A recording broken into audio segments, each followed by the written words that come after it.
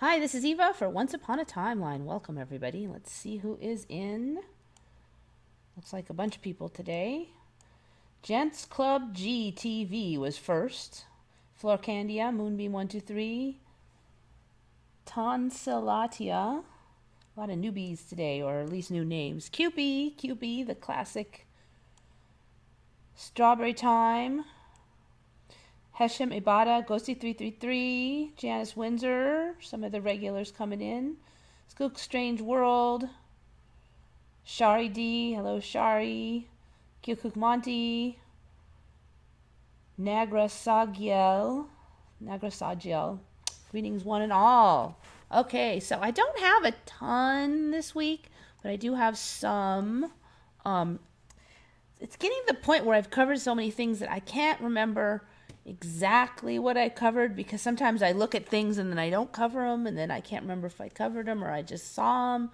But this one, let's see who brought this one to my attention.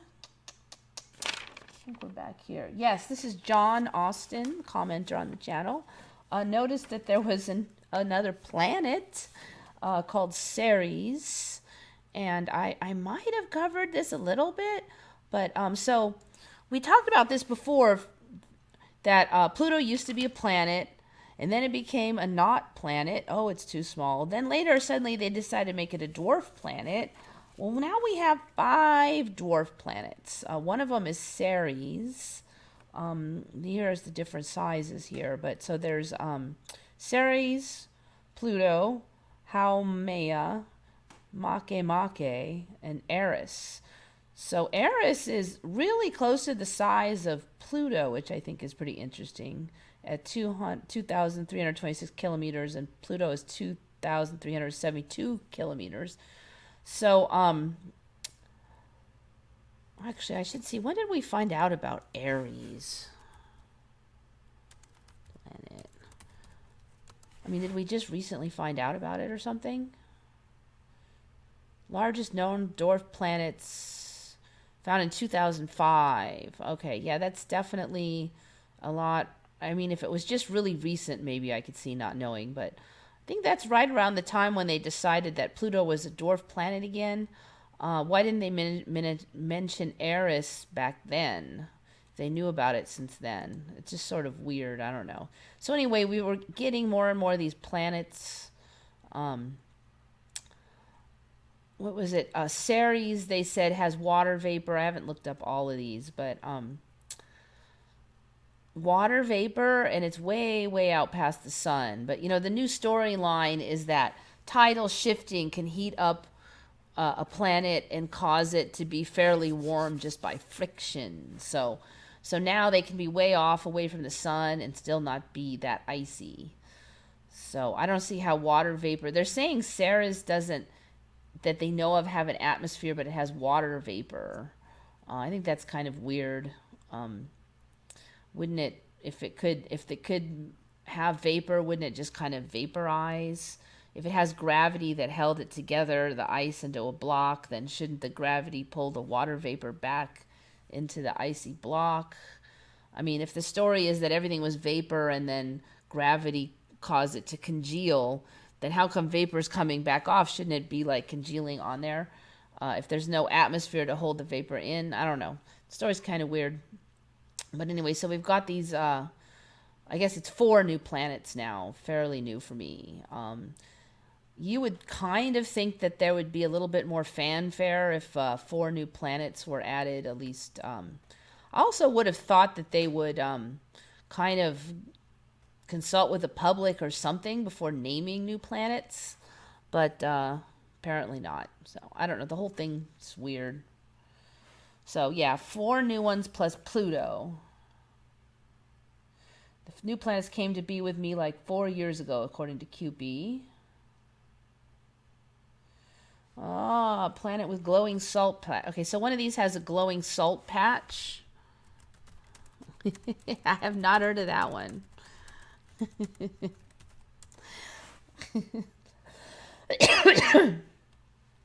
All right. Ceres' mysterious bright spots. Now the thumbnail is Ceres,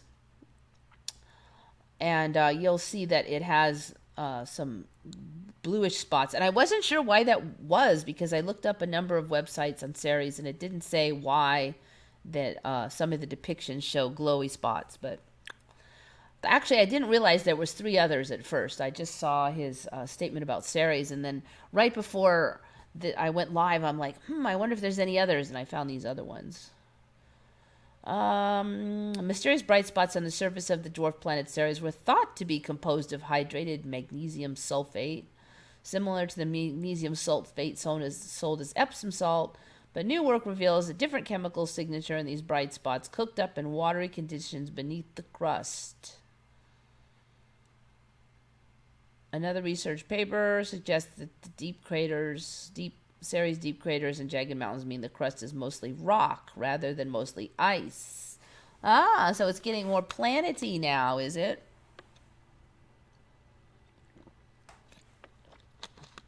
Interesting. All right, so we've got glowing spots and rock planet. You got to wonder how they say, it's first it's hydrated magnesium, then never mind, it's not, and then next week it'll be something else. I wonder if they're going to come up with it being some kind of bacteria. I already saw some yammer about them looking if it could possibly hold life. Maybe the first signs of life will be further out. Should be interesting. Researchers believe it could be a planetary embryo, a protoplanet that would have eventually turned into a planet like Earth or Mars under different circumstances. It is the only dwarf planet found closer to the Kuiper belt on solar system's outer edges with Pluto. All right, so it's getting very planety. They used to say that all that stuff out there was ice, but apparently not anymore. Moon goo found by the Chinese rover. Moon goo. Yeah, you guys are coming up with all kinds of stuff.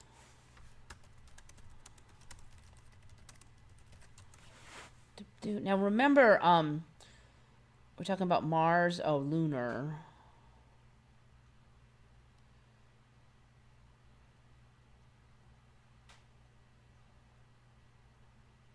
Weird gel-like substance, huh? Gel-like substance. How can you have a gel-like substance without water? Unusually colored. Unusually colored. What does that mean, unusually colored? Gel-like substance.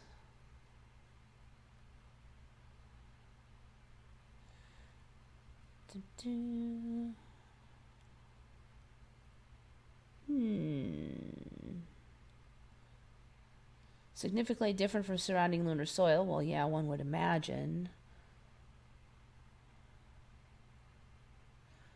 All right, there's not much else info on it, though. Should be interesting to see what they'll suddenly decide that is. All right, so this one was just kind of weird. The next one, it's I just saw it today again, and it's just kind of I'm just getting more and more in the feeling like current events are kind of like a joke or something. They're just too goofy. And there's always, a plausible deniability, but it just seems like there's too many coincidences with names. And this one just kind of reminded me of it, that I'm just seeing it more and more, is this. Melania and Trump did this memorial photo for 9/11. And then people were kind of tripping out because on the back of her coat here, it looks like a tower. And then there's like this thing poking through. Now, people are saying that this is just a button.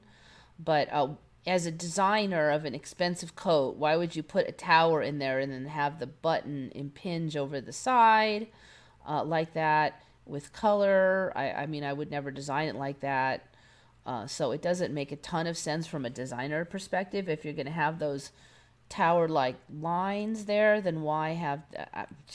I mean, you just wouldn't do it unless this is a cheap jacket, and I doubt that Melania would be wearing a cheap jacket. So anyway, so just so happens that one of the, like a tower is on her jacket. I don't know, just stuff like that. It's just weird Of course, there is not to sound like a complete conspiracy nut, but I don't know. I have no idea what some of this stuff means. Sometimes I just think it's like the reality is like laughing at us or something. Just how goofy can it get before you start to pay attention?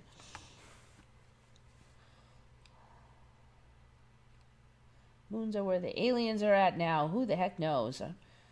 I noticed when I was growing up, aliens landed on the planet and they came in spaceships. But the last 10 years, it's been shifting very much to interdimensional, which is interesting because with the ME, that kind of makes more sense to me, that a space might not be, what we assume it is.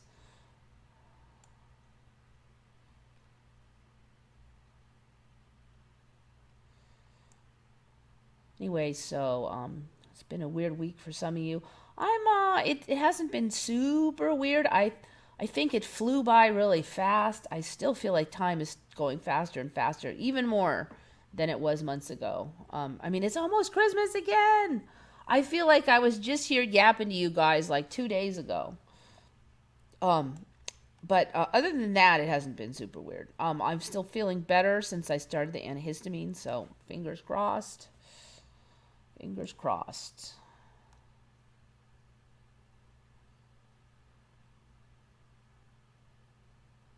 The Polynesian names were discovered by the telescopes in Hawaii. So you discover a planet, you get to name it? Seems like a bit much. I don't know. And if I was naming the planet, I'd probably name it like Planet Eva or something. You wouldn't name it. Would you all name it all Polynesian? I don't know. Prelim was talking about white goo on the moon. Yeah, so didn't look like there's much info on that gel yet. Something to keep an eye on. Ms. Imaginary's in.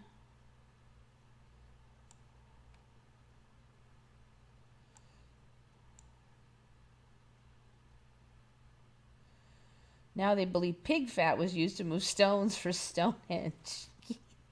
There's next week it'll be some other thing, I swear.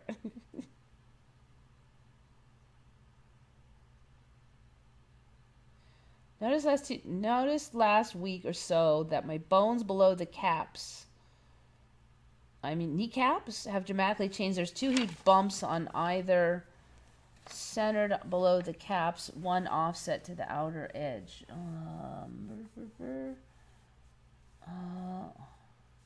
I'm not sure if I have to say I haven't been feeling around on my knees, so I'm not sure on that one.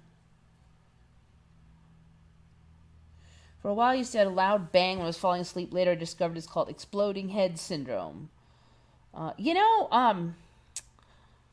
I get this thing like something whoosh through my head, and I'll get it like a lot of times in 1 week, and then I won't for a while, and then I'll get it again, and it'll be like, it's just weird. It's like something went through my head, and it's kind of like exploding head syndrome. The other thing I've noticed the last couple of weeks is it's kind of hard to describe it, but when I sink into the dream world, it just sounds really loud in there, like there's all this no background noise or something, so that when I back out of the dream world and wake up again, it's like kind of a relief that it's quiet. It's like going into a noisy bar or something, and then it's like you step outside and you're like, ugh, I don't have to listen to all that racket. I don't know what that all's about, but I believe NASA makes people do deities or some sort for naming planets. Okay. It's kind of weird too, but I don't know. Everything's weird to me now. I think I don't trust anything anymore. Have you heard about the sea urchins wearing hats? Shari D.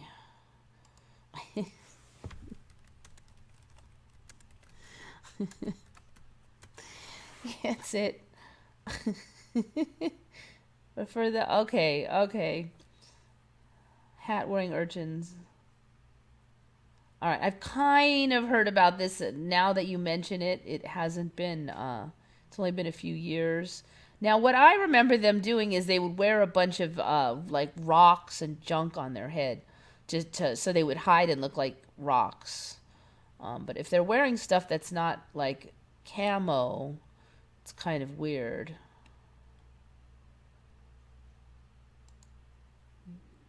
Yeah, see, now these are just colorful. That is weird. See if I can make a big picture here.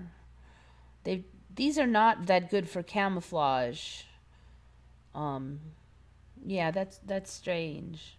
The only ones I'd seen, and that was about 6 or 7 years ago, was they would get like regular rocks and dirt, and they'd cover themselves with it, and then they would just look like the ground. But this colorful rocks and junk, that I don't know. I have not seen that. Not seen that.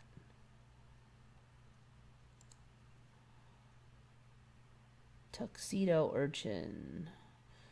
Huh. I think those blue things are supposed to be part of the urchin. That's weird.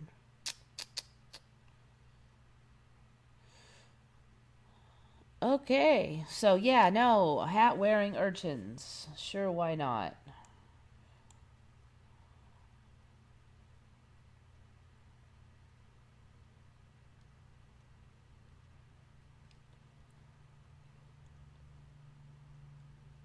I now have one of those floating bones in my palm near the thumb joint. Wonder if I could feel anything in there. I think we're going to get more of those.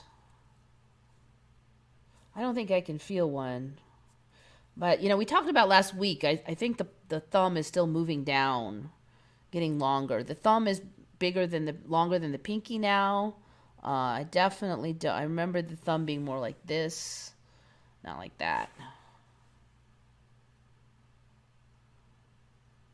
At first, I thought it was a side effect of my medication. Yeah, I don't know. It's just like what to think anymore. I swear, if other people didn't see the ME, I would be so much more scared, because then I would just have to think I was crazy, I guess. The gel's got to be alien. Come on, we're all thinking it. Yeah, like maybe microbes or something. I don't think they can start off with the little green men, but yeah, there might be some kind of biological material.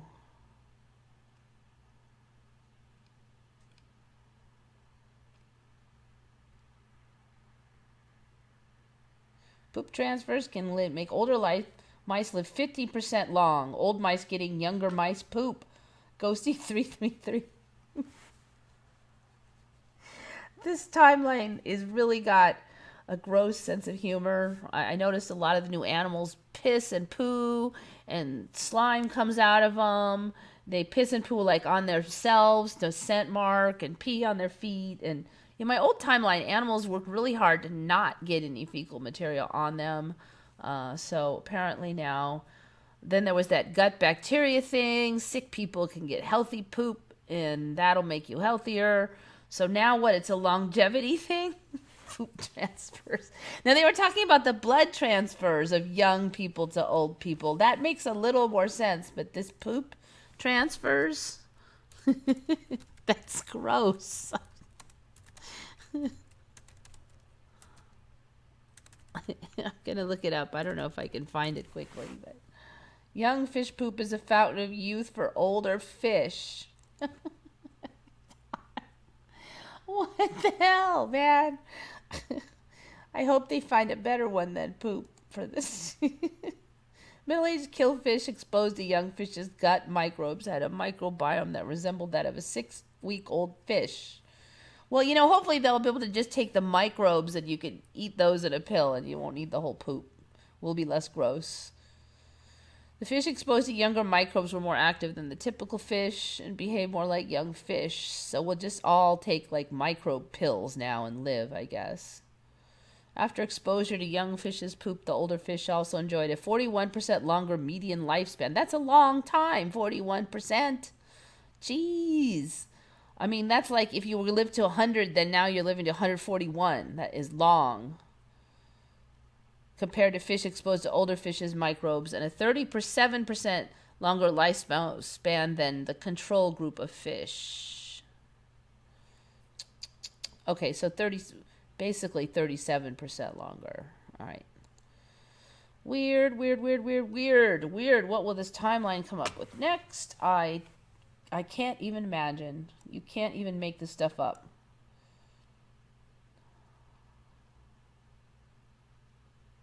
Well, our guts are part of our brains now. Yeah, I guess. And then they're saying, there's been a lot of yammer of like Alzheimer's somehow like crawling up the vagus nerve from the gut up into the brain. They're saying people who have had their vagus nerve cut don't get Alzheimer's. At least that's what they were saying like about 8 months ago. I have not looked up the latest, but I thought they'd only done blood experiments on the mice. This is the first time hearing about poop longevity. Who would have even thought to try that? Who would have thought, oh, I'm going to do this research?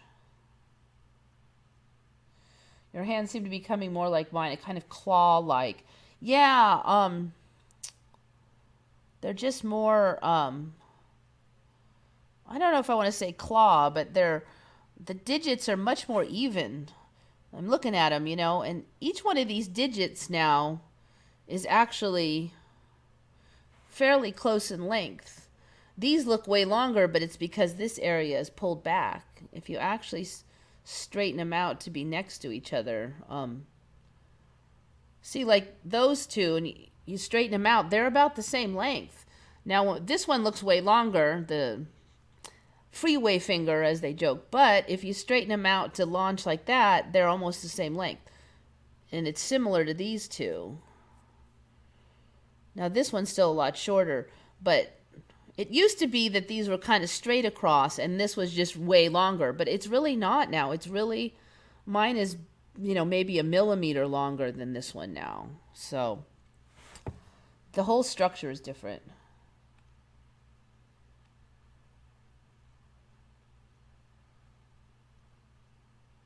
Seeing Bill Gates drink water made out of human waste and saying yummy was very disturbing. Was that the recycled water thing? Because a lot of the big cities are going to recycled water. So it's supposed to be totally filtered. Gates drinks. I'm guessing it's going to be recycled water.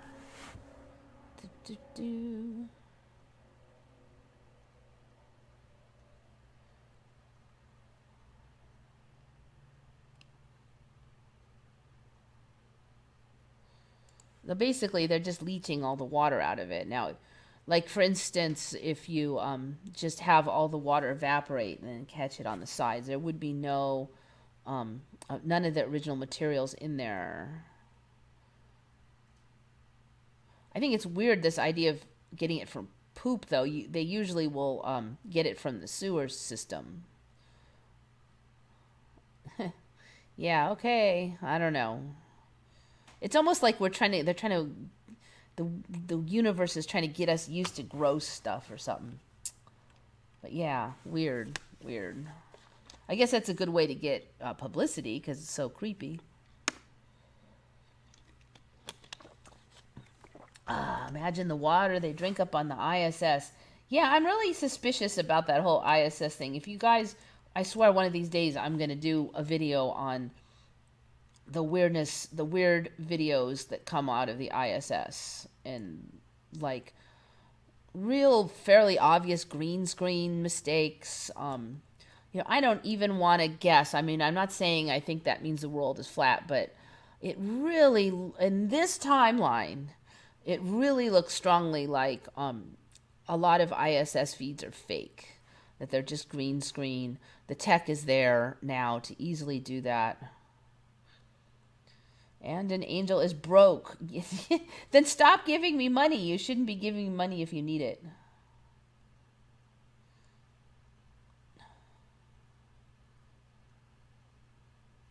Ellora Caves in India. Yes, we have covered Ellora Caves. That was an interesting one. We used to live hundreds of years according to the Bible. Perhaps we are striving for that. I've really thought about that, and I've mentioned before, I think age of how long you live has gotten a lot longer. Used to be very few made it to 100, and they were like at death's door, you know, like in a wheelchair. And now you see people at 100, they're dancing, eating cake, and looking quite spry and very sharp. Also, my mother died at 78, and when she died, it wasn't that long ago, she was longer lived than average. But then last I checked, 78 is the average lifespan now. So the average lifespan jumped by a number of years in that time, because I always kind of track that. You know, are we healthier family? Are our genetics long lived or not? And up until just now, we were a long lived family that died after the average age of death, and now we're not. We're just average. So then you also have to consider, though, I swear the days are so short now. It's like every 2 or 3 days is like one of my old days. So if I live 30 more years, it's really only like 10 of my old years. So, I mean, if everything's going to shoot by this fast, you know, I lived to 200, but there's only 75 real years in there. So, yeah, I mean, the time speeds up. I better live longer, otherwise I'm getting gypped. The ghost crab now scares away enemies with stomach rumbles.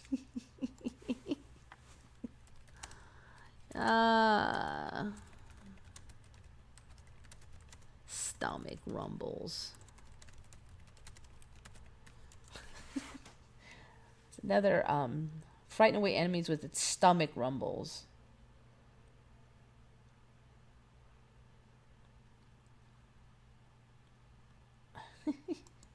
All right, let's see if we can get these stomach rumbles. I don't know if it's playing or not. I see something moving, but I don't hear any stomach rumbles.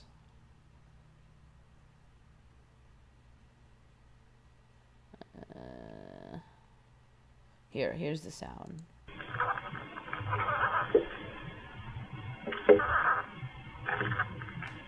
All right. Well, it sounds more like little chirps.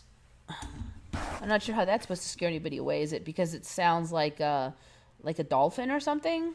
It thinks dolphins. If it makes dolphin noises, it would kind of make sense.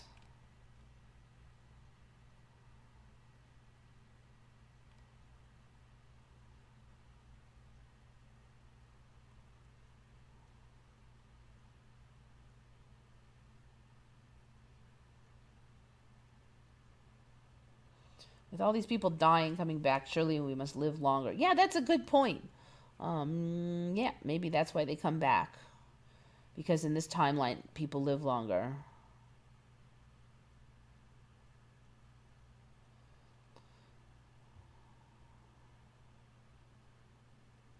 Any other sea creatures changing colors to communicate with each other? Well, last time we checked, they said most fish do it, so it's almost like most things in the ocean now do that. Frogs do it around here now. So it's pretty endemic now. It's pretty much everywhere. It's getting to the point where, you know, it's almost getting to be like old news ME. Sounds like me in the bathtub underwater. Yeah, would you stick your ear down there to listen? So many people think time is speeding up. Yep. You know, even young people, and when I was 20, I didn't think about time speeding up. I mean, really, it's just been the last 10 years that I would say that. Larks have teeth. Larks have teeth. You know, it's just a few shorebirds that used to have teeth for me. Larks. Larkspur. So a fair lot of birds do have teeth now, including penguins.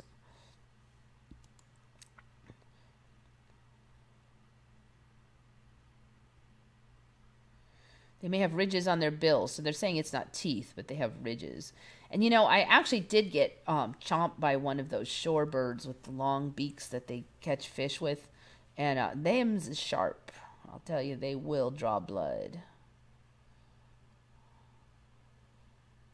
So yeah, I think we covered that before. It's geese. They have all the serrated pieces now on their beak. Supposedly they can chomp you fairly hard. Now I really don't remember these giant tongues in any of the birds. Frankly, I don't remember seeing any tongue, and not to mention this monstrous tongue. That's been there for a while though, but it looks like it's gotten bigger now. It's like the first tongues I saw were little knobby things, and now they're like these giant birds just throw back. They grab it and they'd eat it whole. They didn't need a tongue to slosh food around and orient it under the teeth. The tongue was not of any use, so they didn't have one. All right, so other ones we've got here. Where did this come from? Grasshopper mouse. This is from RuneWolf77. This is what's weird about these grasshopper mouse. Okay, there's grasshopper mouse. They eat poisonous things like these giant centipedes, and giant centipedes have been on here before. And they convert some of the poisons to a painkiller. I mean, how would they even know how that the mouse is doing that? I don't know. They're primarily meat eaters. They even eat other mice and stuff. So they're like quite the little hunters. And but here's a really weird thing. These mice howl at the moon. And here is a mouse howling. The mouse throws its head back and lets out a high-pitched cry into the night sky, giving it the nickname. And there you go. So creepy. I say it's creepy. So it just happened to be the meat eater, and it howls at the moon, supposedly as a territorial thing. All right, here's another one. Butchering bird. This is also from RuneWolf77. What's interesting about this bird is they eat all kinds of big stuff. Like, look at this rodent here is as big as the bird. On my old timeline, a bird this size could not carry something. It's like its own size almost. There's just no way. But what they do is they get their food and they impale it on a thorn, or even like a cactus thorn, or if there's what do you call those, barbed wire they'll use, anything like that. So they impale it and then they can tear at it very easily now that it's been held down. But in my old timeline, it was only humans that used tools, and then they said, oh, the chimps use tools.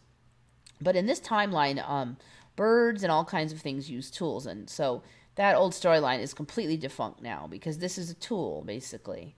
Even this little shrike bird called a butchering bird uses a tool in this timeline. All right. Now, all right, this one.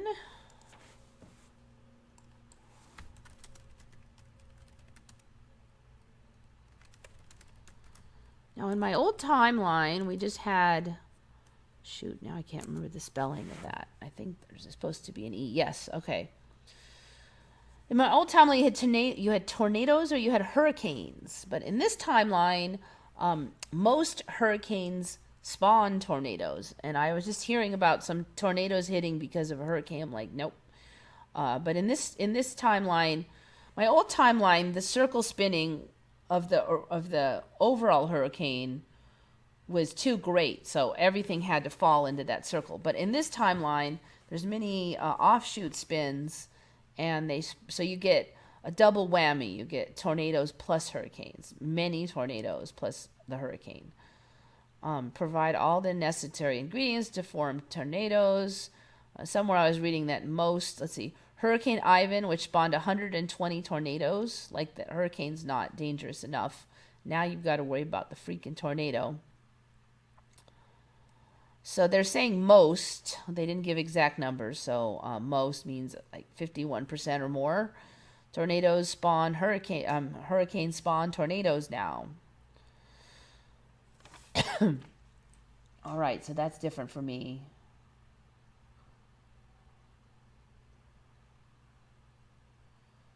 All right. We talked a bit about floating islands. We're working on it.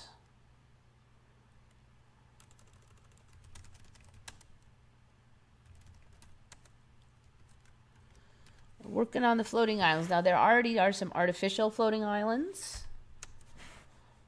I don't know if you remember, I had on a while back where there was a circle of land that would move around inside this lake. So now, this is not the world's best video, but let's make it larger. This chunk right here of trees is actually all floating by.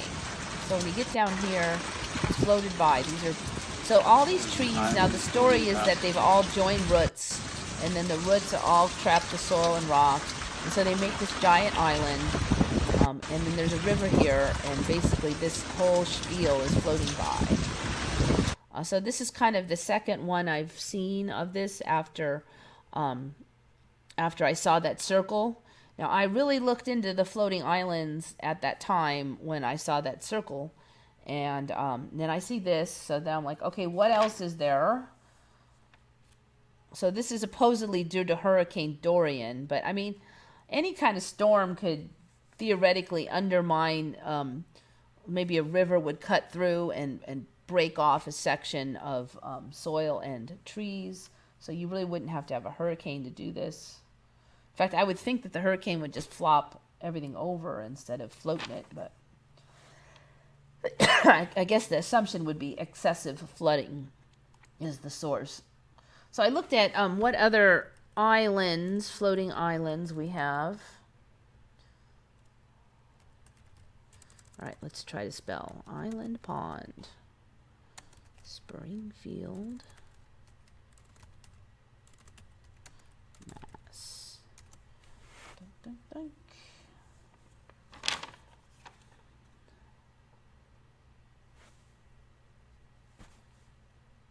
So apparently there's this island the size of a football field. I think this is it here. That floats around on this lake. Ooh, tiny picture. So this in here is like a floating island. What's weird is I don't really see any trees or anything, so I'm not sure how supposedly it's held together. So it's called Island Pond, positioned in 2001. The floating islands is a football field. Now in 1998 it was down here. This is the island pond. This is the pond itself. And so it's got this football field sized floating island. So that wasn't here when I was totally checking into this like 6 months ago. There was no floating islands. And I saw this floating trees thing on Reddit, I think it was last week. And I looked and I found this now. So there's more of them. Also there's this thing, Lock Tack Lake. Lock Tack. This is really cool looking. Really cool. So apparently there's a bunch of floating islands called Pumdis. Heterogeneous, massive vegetation, soil, and organic matter at various stages of decomposition. On this lake, Lock Tack Lake. They form these cool circle things like giant lily pads. It's really cool. Look at that. That's so cool. Now, if something's floating, I don't know, the center all sinks. It makes it look really cool. It's not really what I would expect to see. Now, these aren't just little spongy floating masses. Some of them have structures built on them. Let's see if I can find here. I'm pretty sure this one is a floating island here, and there's a whole structure. So this is a fairly cohesive blob of float. It's not just, you can build a whole house on this freaking thing. Here's another one. There's a whole house. That's a pretty substantial house on this Pumdis floating island. Here's another one. A whole different structure on there. Here you can see it on here. Yeah, so we've got basically small floating islands now. Natural small floating islands. There's another one, floating lake. So very cool. Now it's mostly fresh water from what I can see at this point, but once we're to here, I really don't think that there's anything stopping them. Now, this is interesting because there's no trees on here. Now, a lot of the storyline, I thought it was going to be more like interlocking root systems, but what's holding this mess together is not very clear to me. But it seems to me that we're well on our way to these floating islands. There's another one. Very cool. Very cool.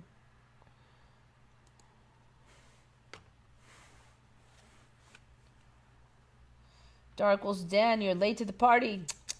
You know you can't trust those notifications. Even YouTube admits that they don't send out all the notifications. I don't know what the rationale is for that. It really makes like no sense to me. I mean, is it because the timelines can't line up or what? I don't know. I mean, why would you not send out all the notifications? I only heard of one in Dubai and some in China, Lord Frybread. Yeah, those, when I look though, those are all artificial. These are naturally occurring. They build on them, but they didn't make them. I have seen Island Pond several times and I've never heard of a floating island. Yep, but the Emmy was planning ahead because they called it Island Pond. Dum, da, da, dum.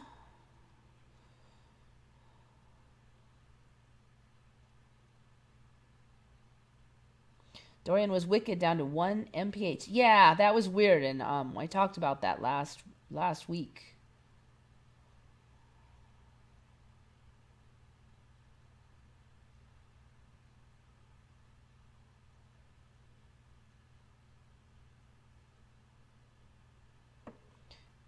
If you want to see it, I will post the ISS cultist link in a comment under the video of this stream. Must search for it after the stream. Yeah, go for it. Yeah, definitely. You know, I don't know. It just because they're faking it doesn't mean the Earth is flat. I mean, but I do think that there is a whole crap load of evidence that a bunch of the ISS feeds are fake, just really fake. I mean, there's a lot of reasons that they could do that, but in my old timeline, I didn't have much video coming back from any of the. There was no video basically from the ISS. You would get little clips, but there wasn't live video in all these live streams. And then suddenly there just was, and that was a number of years ago. But I was actually shocked. I'm like, since when? You know, you'd think there'd be a big announcement or something, but suddenly I was in a timeline where they did all these live streams and all this stuff. All of a sudden, I was actually kind of really. This was before I knew of the ME, so it's longer than 3 years ago. But I remember I was just so confused. I'm like, when did they start doing all this? And then the video now, it doesn't look like the video from my old timeline. And if you look at video from this timeline's history, like say when the Russians did their spacewalk, the way they moved and everything was totally different. Like on all our spacewalks and our moonwalks, there's this weird slow-mo thing. And there's a big argument that there's no reason to be moving in slow motion. I mean, think about it. There's no air out there, so there's less friction. So really, you should be able to move pretty freaking quick. I mean, there's no reason for you to be always like this. So if you look at the old Russian spacewalks, they don't move in slow-mo. They move like they look normal. So why is that? That's weird. So somebody was faking it. Either the Russians were or we were. Is the only. That's the most likely thing I could think of.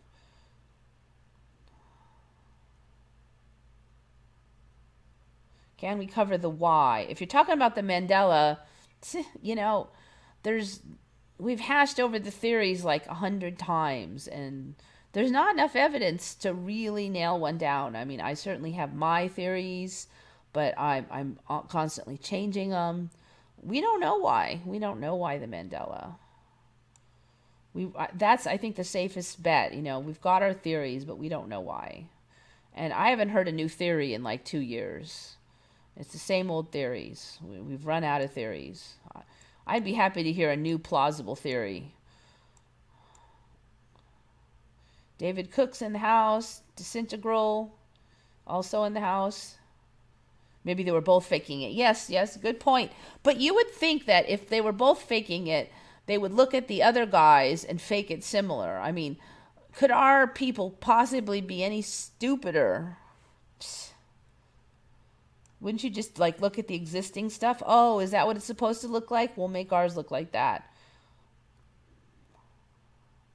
That's why, there's one channel that I listen to sometimes, and he was saying, beware if something's really obviously fake, because you're probably meant to see it. Like, if the mistake is so stupid looking, it probably isn't an accident that you saw it. Like, we might think that we caught them, ooh, I caught them in their sloppy mistake. But I think I agree that we're probably meant to see those mistakes, whether it's, reality trying to show us something about its own nature or whatever. But I mean, I can't see why, if you were going to fake spacewalks, you wouldn't look at the existing spacewalks in order to make your fake spacewalks plausible. I mean, that's just elementary. I mean, a first grader would go, oh, I got to fake something. Let me look at the other older photos of it. That, a 5-year-old would think of that. So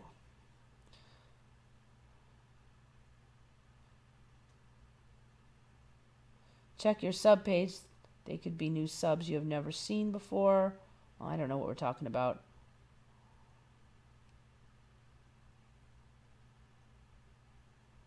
I get notifications for channels I've never even heard of before.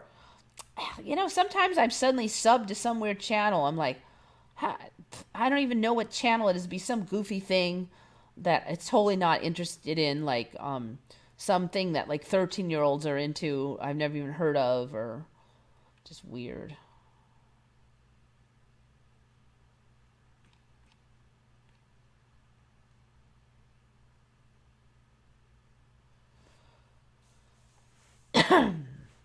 Did anybody disappear during CERN's open house tours? Cats rule the world. Yeah. I have an overlord that sometimes visits my house, the cat overlord. He likes to be, he wants to be carried. I have a second, like a guest house that my friend lives in, and the cat wants to be carried on his cat bed, his throne of a cat bed, from one side to the other. And even if he doesn't plan to stay in the cat bed, he expects to be carried over like he is the prince. Then we lay the cat bed down, and then he jumps out of it and runs around. He can't. In the morning, he expects us to carry. He will not walk. I mean, this cat is completely the most spry and healthy cat ever, but he has come to love his carries. So you cannot. And we got him. One of the cat beds was always being carried back and forth, so we're like, I'll just get a second cat bed that's identical to the first cat bed. Would he sit in the new cat bed? It was identical. Oh no, that cat bed sucks. He wouldn't sit in that new stinky yucky cat bed. I put them both in the washing machine so they'd smell the same. He's like, no. Then he got this thing like he'd rather die than sit in the new cat bed. I guess we were trying to convince him to go in there. So, of course, now he can't ever go in the new cat bed. So, finally, I got little temptation snack treats, and I hid them all in the folds of the new cat bed. And I did that like every day for a couple days. And then he started warming up to the cat bed because he had to inspect it for treats. So, finally, he'll lay in the new cat bed. I'm like, cats are such royalty. It's disgusting. Okay, anyways, I'm getting way off on a tangent here. Don't get me started about that cat. All right. Got that. Okay, this one's really weird. I'm pretty sure this was Shari D that was talking about weird stuff on the Titanic. And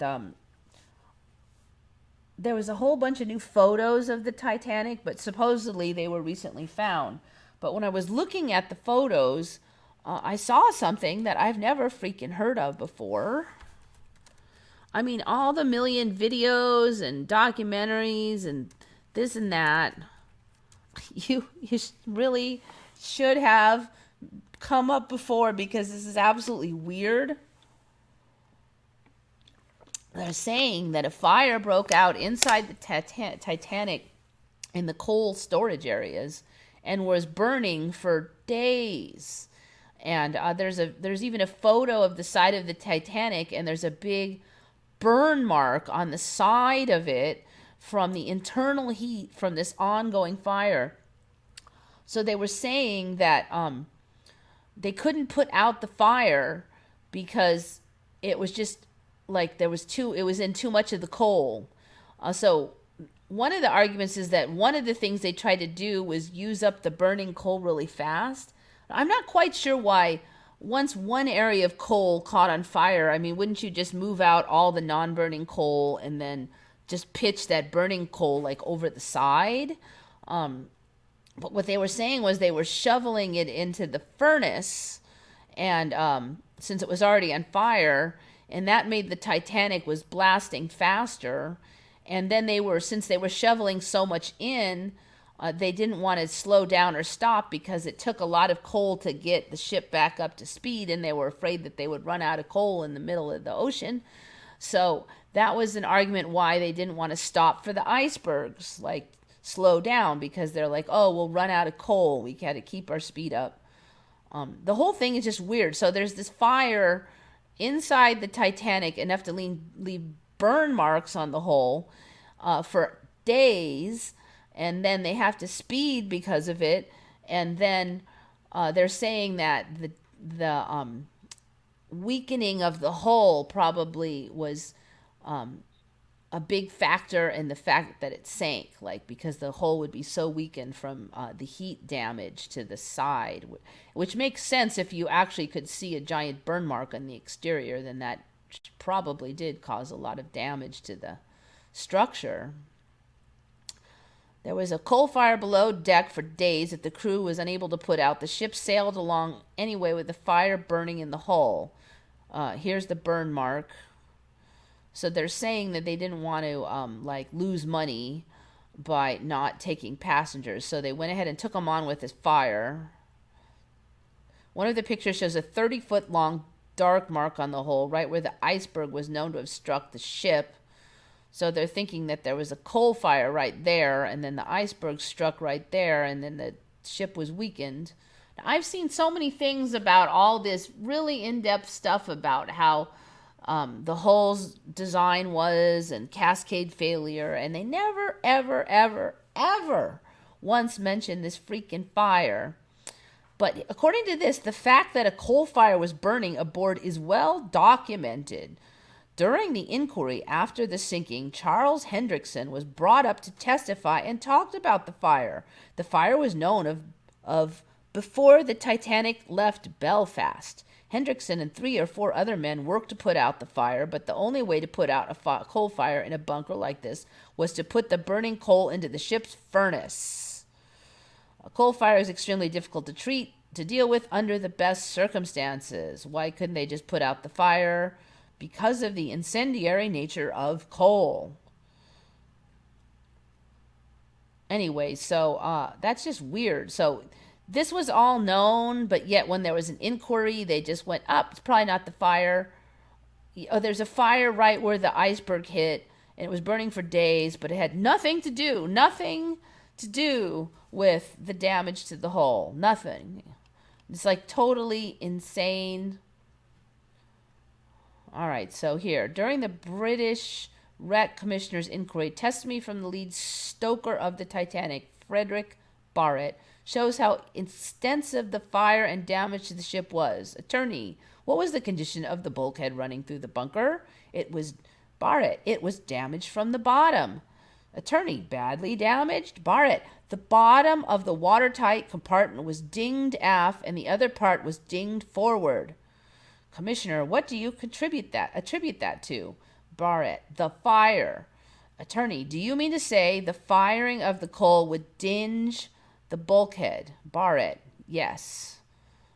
Dinged. Okay, I don't know what dinged forward means, but to look that up. Dinged. All right, so that blows my mind on this whole ridiculous dinged.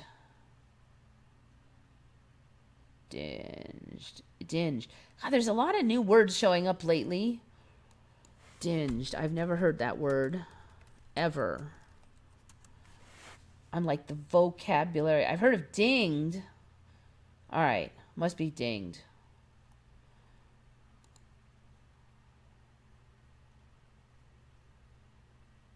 All right, see, there's an extra E on here. That's what's confusing me. D-I-N-G-E makes it want me to say ding. Dinged. That's not, when you ding, it's not really right either.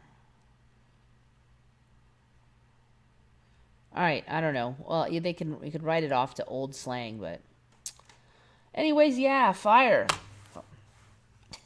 So I guess the Titanic went down to do fire almost now, it looks like. Now they say trees share water. Yes, I have covered that with the funky root systems, and a stump stayed alive with no leaves because it got water from its neighbors. Just read about a warm-blooded fish. It seems everything I've learned in school is wrong. Yep, we have covered the warm-blooded fish. A whole bunch of them are like that now. There's not just one warm-blooded fish. They've got this whole thing where there's kind of warm-blooded, sort of like half cold-blooded, half warm-blooded. Yeah, that was the big separator. Mammals, warm-blooded. Non-mammals, cold-blooded. That's all out the window.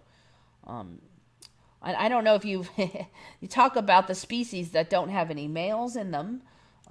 They're all female-only species that reproduce via parthenogenesis only. There's a number of those species. I wonder how many there are now. It's been a while since we've looked it up. Species with no males. Do we have any more of them? Animals that don't have a male. Now you can see I've clicked on this before.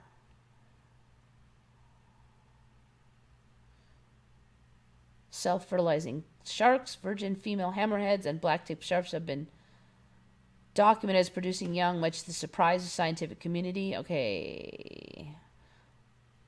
Budding for babies. Jellyfish, self-sexing insects, whole load of insects, immaculate reptile conception, advanced avian parthenogenesis.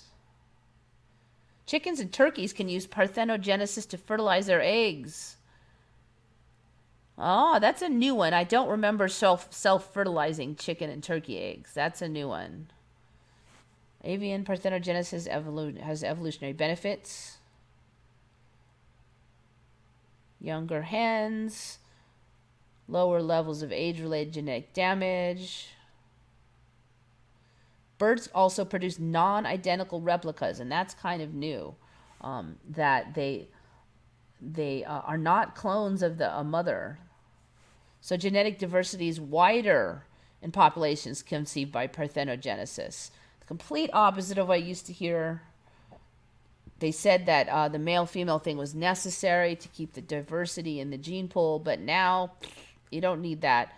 You can have a whole race of creatures that males are not necessary for, and they already exist. Now, there were some fish species that already don't have any males, last I checked. All female lizard species. Here we go. And there's some lizards. First it was just fish, but now lately it's been lizards.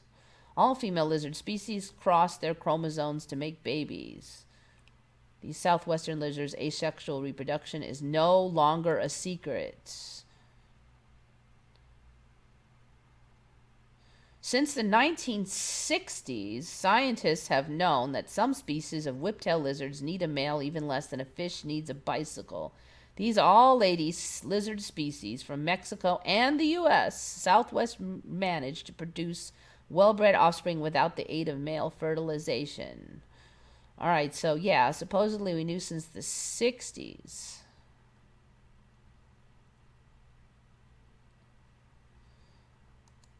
I'm going to have to look more in how they're supposedly keeping it mixed up.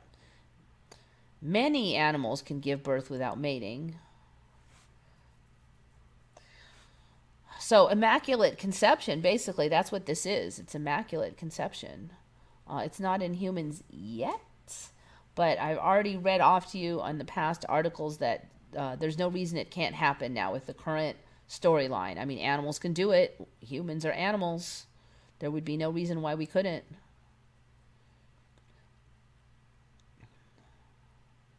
Some animals are fully asexual. Also, animals that can mate with a male but don't always. 4 new cases. Let's see. Female Australian giant prickly stick insects.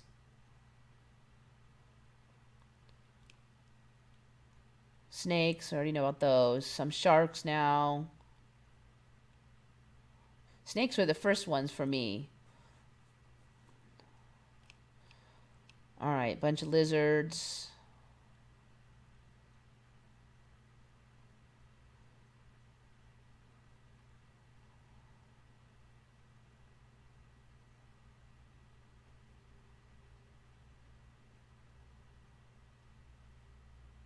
All right, so this one they found 8 males only so far ever. All right, anyway, so yeah. Back off of that rant.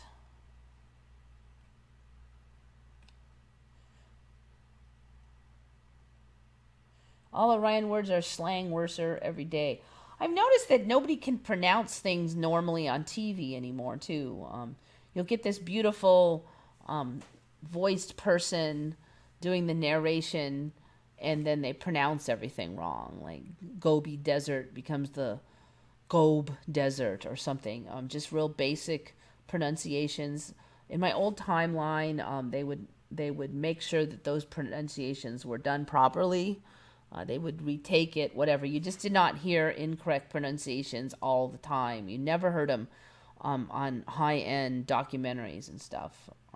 You pay this guy, beautiful voice actor, beautiful voice, pronouncing everything wrong. And it's just, I never went to the Gobi Desert, but I know how to say the word Gobi. Just things like that,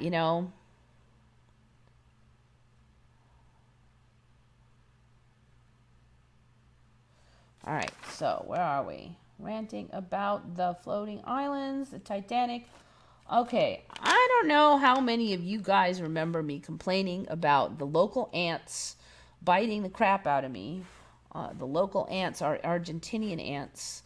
And in my original timeline, they could not bite humans. Their jaw mandibles were too weak. You would never feel anything. If they crawled on you, they wouldn't bite you.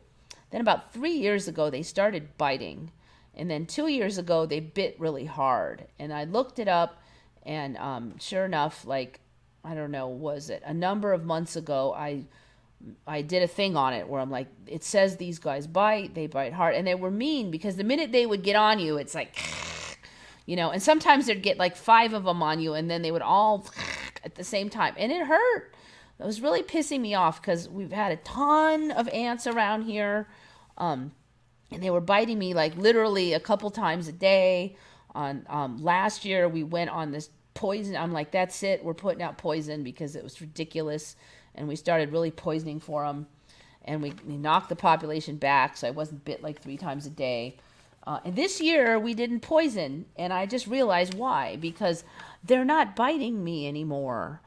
This year they're not biting at all. It's the same freaking Argentinian ants that have taken over all of San Diego. They crawl on me. I still hate them, but they're not biting me.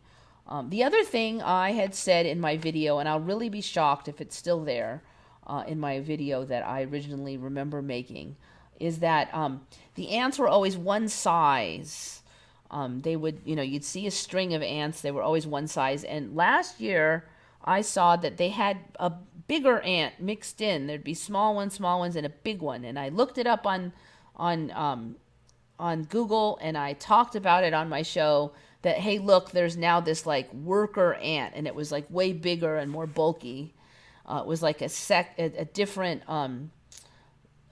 type that the hive would produce to like kind of be the bulky muscle man. Okay, so I realized at the same time I realized they weren't biting me. I realized that I had not seen that ant, that big one, since last year. I saw it all last year and all the ant lines, and I haven't seen it at all this year. So The ants usually die way back in the winter. It's just a little too cold for them, so you don't see them, and then they come back out. So that's like there's kind of a break, and then so this year's batch, no more of those big worker ant things. So I look up Argentinian ants, and sure enough, they don't have workers anymore. Those big worker ants, and they did last time I looked them up. They had those. So those big beastie stinky things. They just have now the queen and all the regular ants. There's no third class of beefy one.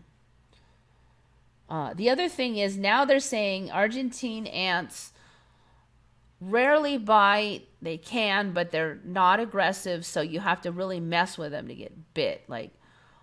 And there were some places I looked up where they said they don't bite. And then other places saying they bite, but they're very docile and they don't bite. So I guess now I've shifted over a timeline where, although they have the ability to, they're not mean and they don't just bite me. Because they were mean little boogers last year. They'd get on me and right away. All right, then I think I covered. All right, the old timeline. There was one special thing about Argentine ants, and that is that they never fought with each other. And no matter where you got them from, all over the world, they wouldn't fight with each other. So they would fight with all other ant species, but not with each other. So that allowed their species to kind of take over everything. So in this timeline, they have mega colonies. And so, like, say there's a California mega colony, and they won't fight with each other in the mega colony. But if you take an Argentine ant from outside the mega colony and put it in the mega colony, then they will fight. So that's a new storyline, these mega colonies things. Another thing that is different is other kinds of ants now do this non-fighting colony thing.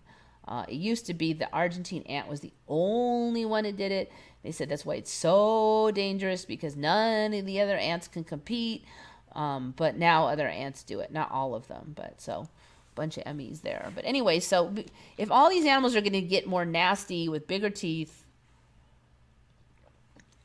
or poison, blah, blah, blah, then we really need to be shifting into a timeline where they at least are less aggressive. So I have to say it is very convenient. Finally, one ME is pleasant, and that's that I'm not getting bit. Of course, in my original timeline, I wasn't getting bit either, so. Potato bug. Potato bug, if we're talking about those sow bugs, I had those. They roll into a pill. Oh, wait, I don't know that one. That's potato beetle. Let's see what potato bugs. If it's sow bugs, then I had them. Ew, okay. No, look at that thing. All right, I think I've seen this one before, but okay, yeah, no, we didn't have the potato big with the mouth. Look at that. Is that real? Oh, that's Jerusalem cricket. Okay. I'm going to make this big so you can see how disgusting it is. I'm pretty sure I saw this. What is that? Is that even real? It looks like it was photoshopped.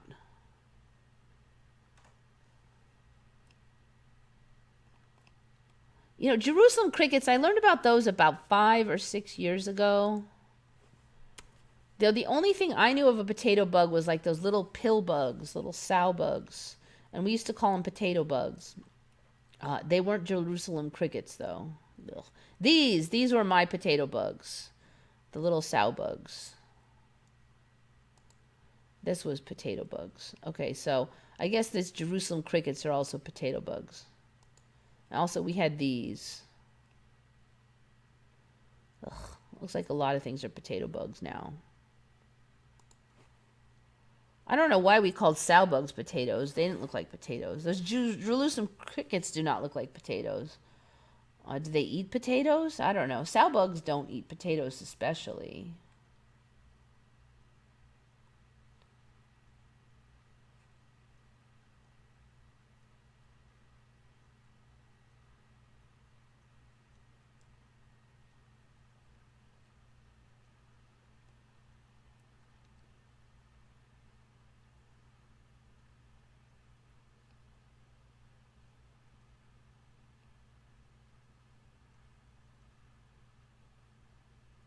Yellow crocodiles from Malaysia.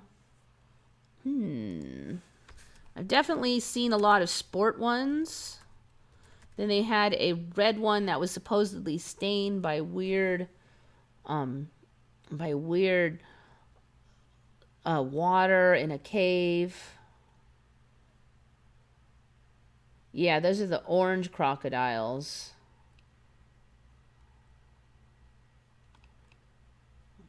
And there's been some sport ones, like weird mutation ones in recent years.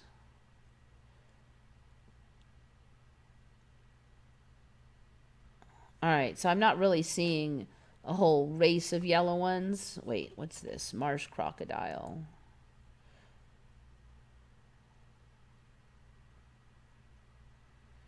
Oh, they're not yellow exactly yet. Okay, so as far as I can tell, we're still working on the other colored ones, except for they got some red ones now. Bees sleep in the flower center instead of going in their hives. Yeah, I saw something about that. I don't think I've covered that. That one's from Shari D. No, they always used to go back to their hives. They definitely did not sleep in flowers. Okay, it's cuckoo bees, and I don't know crap about cuckoo bees. They don't make their own nests. So they're not. Do honeybees sleep at? Yes, they do. All right, so it's just one species right now that sleep in the flowers. Oh, wait. Okay, these are bumblebees. Bees sleeping outside the nest will sleep under a flower head. So bumblebees are doing it. Oh, wait. How often do honeybees sleep in flowers? Okay, let's go. Wild bees of many types regularly sleep in flowers. Okay, so yes. No, that's baloney, but I guess it's true now. I seldom see honeybees do it. It is the males that stay outside at night. Okay, so it's a thing.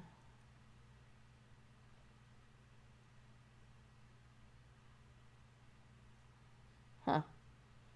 Okay. Yep, I definitely call Mandela on that if honeybees are doing it, because they did not.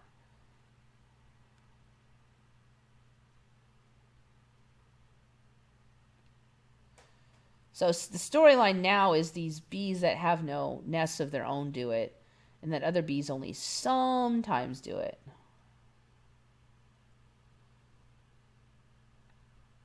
Phoid flies. They pop the head off of ants. Phoid flies.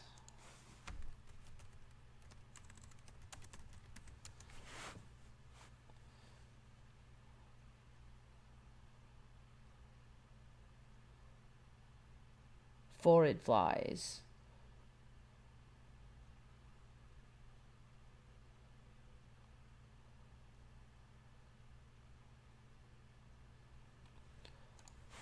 Pop head off ants. They're decapitating. This fly hijacks an ant's brain. All right, so that's another one where they lay the egg. The egg takes over the host.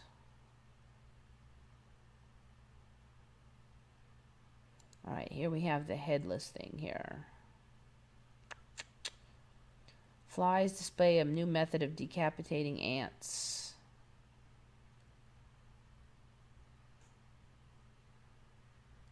No eggs or larvae are involved. Instead, adult female flies under the blade-tipped mouth parts to sever the ant's guts and nerve cords, then grab the ants' heads with their front legs and pull until they pop off.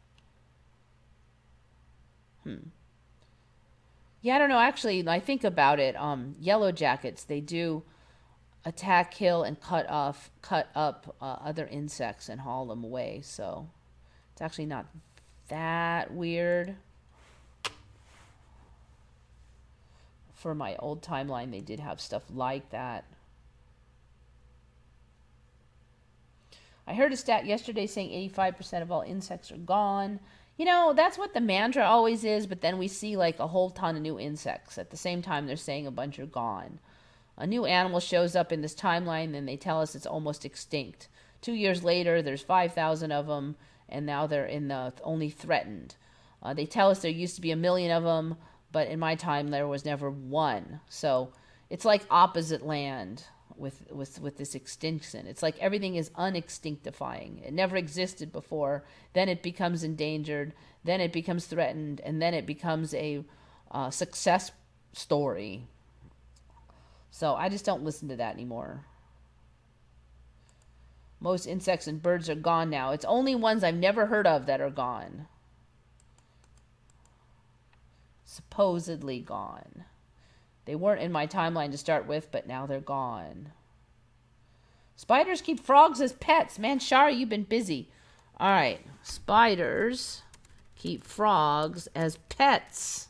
I'm quite sure I have not heard that one. Tarantulas let the frogs live. They eat ants, which devour spider eggs. In return for guarding the mama spider's offspring, the frogs are allowed to keep on hopping. So they're so smart that they know somehow that these frogs will eat the ants that will eat their eggs. I mean, that's like high-level reasoning skills right there.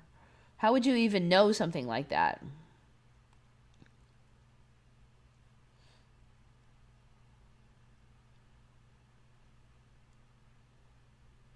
Five creatures that keep their own pets.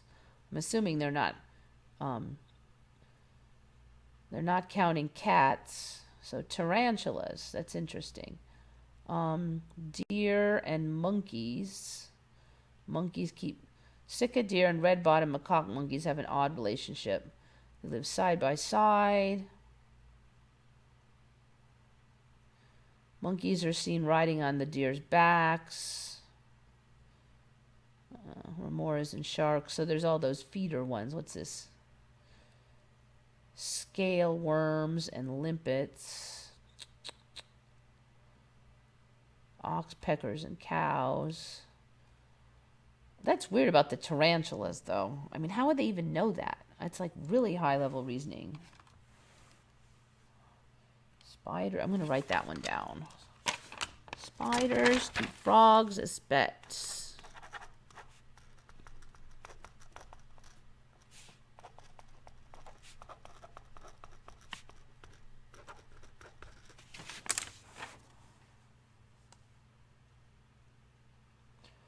All right, where else are we here? Oh, the other thing about the Argentine ant is they have multiple queens now. Instead of just one queen per hive, they have multiple queens. The other thing I've noticed the last year is they can live in a fridge. I've had them come in and crawl around inside the fridge. The fridge used to be too cold for ants. If the cat food got a couple ants, I would plastic bag it. I'd put the bag in the fridge, kills all the ants. Then I could just kind of shake out the ants and put the cat food back because, you know, hey, I was poor. Okay, but can't do that now. You have to put it in the freezer because they'll just be fine. You take it out 3 days later, the ants are still fine. The fridge will not kill those stinkers anymore. All right. This one,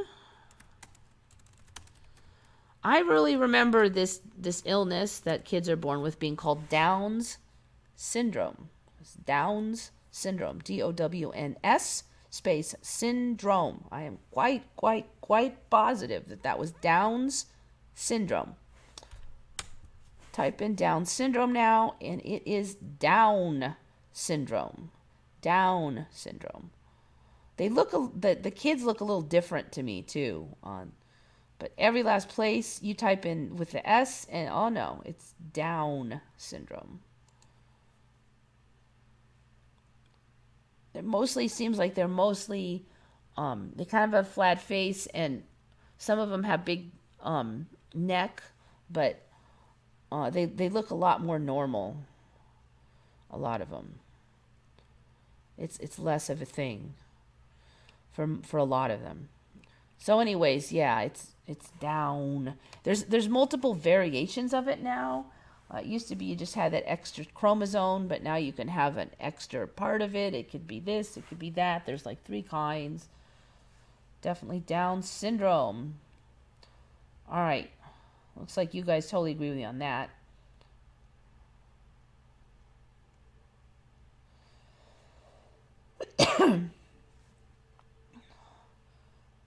So for the multiple queens, they have a multiple queens in one hive now.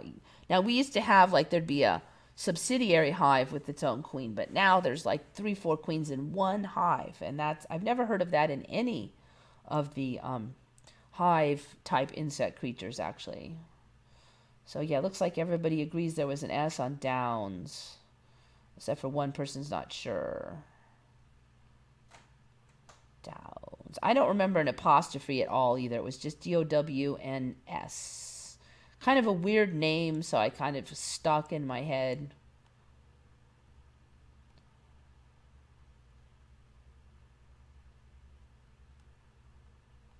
It was always Downs syndrome. Downs.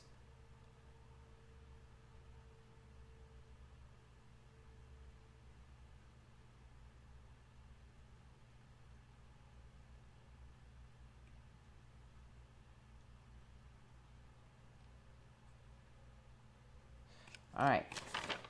So that one's one I found. Okay, we did those 2.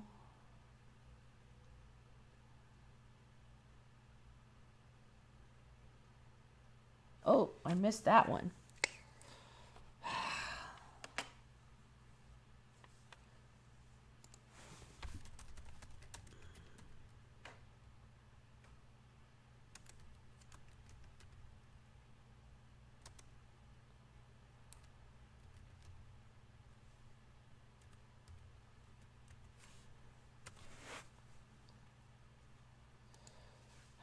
I've never heard of this before. So we've talked about rat kings before. So now I might have covered this a little bit, but a lot of the species are doing this where they all of them bite onto each other and then they follow each other. So this one they made like a infinity symbol, so they're just following each other endlessly. Just weird. So it's not really sure what these are. They might be some kind of shrews or something. But I never had that in my old timeline. I didn't bite on the guy in front before, but I said that's what they do now. They form a line by biting on the guy in front.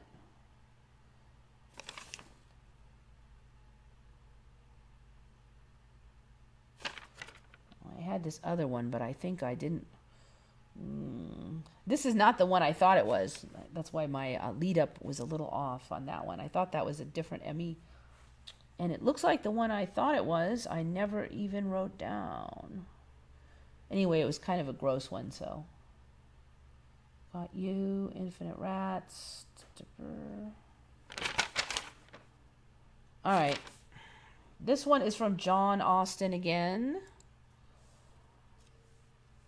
Rhythm of the Rime of the Ancient Mariner. I don't know if you remember Rime of the Ancient Mariner, a famous poem. The minute I type in rhyme of, it automatically guesses I mean Rime of the Ancient Mariner. But rhyme is now spelled R-I-M-E. It's R-I-M-E of the Ancient Mariner. Text of 1834.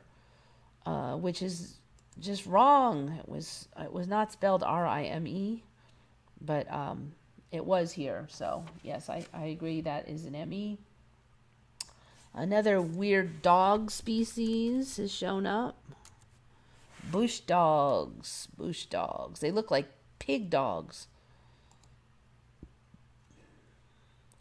Look at them things.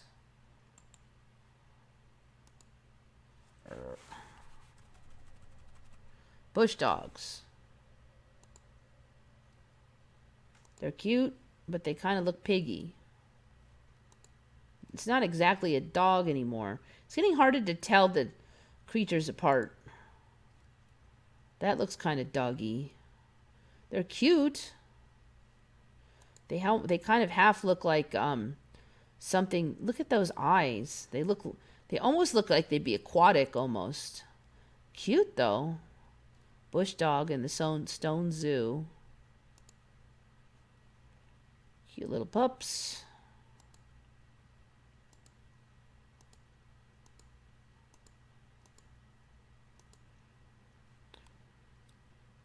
Found in Central and South America. Very cute. All right, so yeah, I've never heard of those. Got those. All right, there's one more.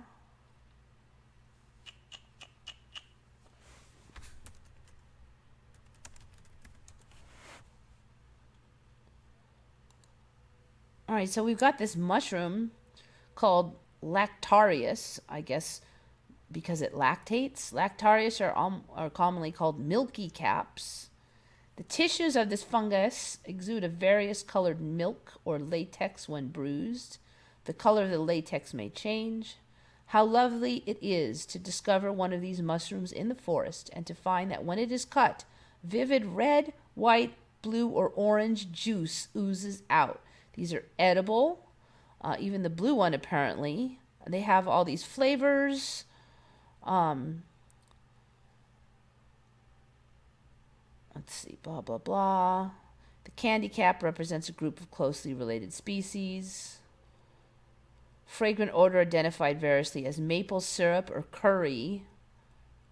This becomes more intense when fried. Eastern United States, a stunning blue form, L. indigo, is found. It has a pleasant and unusual flavor. Usually when stuff's blue, it's poisonous, but apparently this blue form is pleasant. Anyways, I've never heard of fungus making like milk or juice, so it's kind of weird. All right, and that's the last one, I think. Yes, bush dogs. Yep. It's almost a new record, only an hour and a half. Mushrooms milk, yes. We've already had like the pigeon milk and the cockroach milk, so we're at the mushroom milk. Doesn't even seem that weird compared to the pigeon milk and the cockroach milk. Everything's got milk now.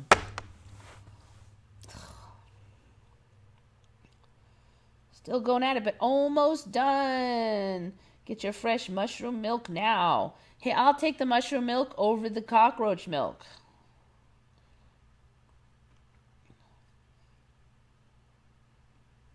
To know that they are edible, someone had to try them. Yeah, I don't know. Maybe they just showed up here with the knowledge that they're edible. That's, well, from my perspective, that's what happens. I don't know. Maybe the info is introduced with the species. They set giant wolves free in the wild years ago. Giant wolves. Well, there's always been wolves in some places. I have noticed that wolves look really big lately. Are they like a special species? The largest breeds of wolf. Mackenzie Valley wolf. What the heck is this? Hyena wolf? There's a hyena wolf.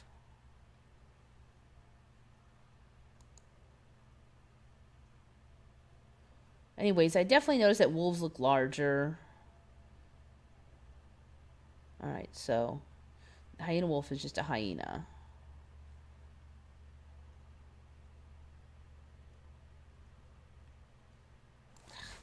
Giant wolf species. Is there a special... The dire wolf is the largest species... The dire wolf is the largest species of the genus Canis known to have existed. Oh, so it supposedly existed then. All right, I thought that was just in the TV show. Its shape and proportions were similar to those of two modern North American wolves, the Yukon wolf and the northwestern wolf. Yeah, I'm really suspicious about all these different species. I just remember the one, Yukon wolf. Just the one. Interior Alaskan wolf. All right. I don't know. I'm off the track. My brain cells. But yeah, all the places I know of that release wolves, they're doing well.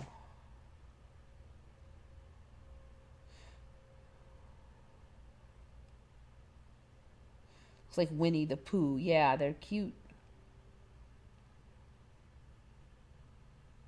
Children are in charge of the timelines. They oversimplify.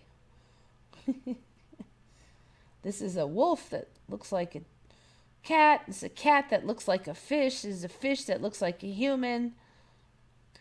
We ran out of ideas, so we're just mix and matching now. Bat-eared kittens. I think I've had this one on before. Sounds familiar. Oh, I'm not sure on this one. I think I've had these on before. They look more eared than I remember them. See, I remember more like this one. I don't remember them like that. I mean, that really looks bad-eared now.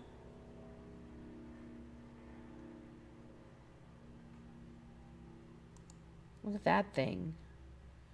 It really does look like, I don't remember him being that batty. I don't remember him having this fold under here. Like this extra part.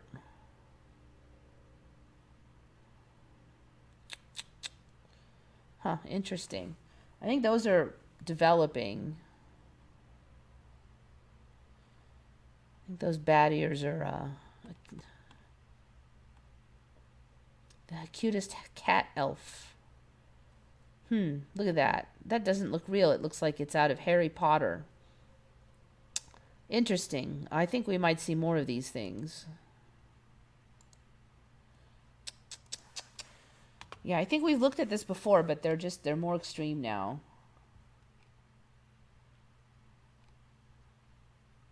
Rat kings around for a while. Yeah, we've covered rat kings before.